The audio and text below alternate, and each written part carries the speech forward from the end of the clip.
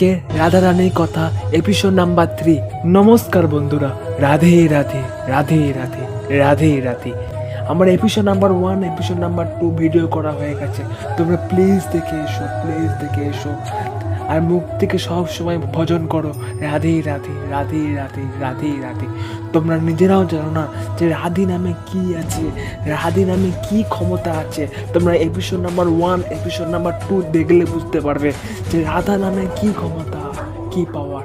আজকের ভিডিওটা রাধারানী কি খেতে ভালোবাসতো, রাধারানী কোন জিনিসটা পছন্দ করতো। আমার রাধারানী যেমন সরল মনের মানুষ ছিল, তেমনি তার খাবার দাবারও ছিল খুবই সাধারণ কিন্তু খুব সুস্বাদু।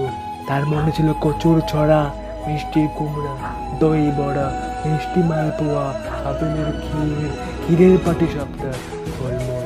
কিন্তু ধনেপাতা একদম পছন্দ করতো না, তার গন্ধ একদম নিতে পারতো না। তোমরা যদি রাধারানীকে ভোগ দাও তাহলে এইগুলো রাখার চেষ্টা করবে, কিন্তু ধনেপাতা একদম দেবে না, কারণ সেটা অপছন্দ ছিল। যে বিশ্বের মা, যে মানুষকে এক নিমিষে আপন করে নেয়, যে পাপ পুণ্যের বিচার করে না, শুধু তার নাম নিজ মনে সে আছে, তার জন্য এইটুকু করা যেতেই পারে। আর একদিন আমার ইচ্ছা পৃথিবীর সকল মানুষের মন থেকে, মুখ থেকে শুনবো রাধে রাধে রাধে রাধে।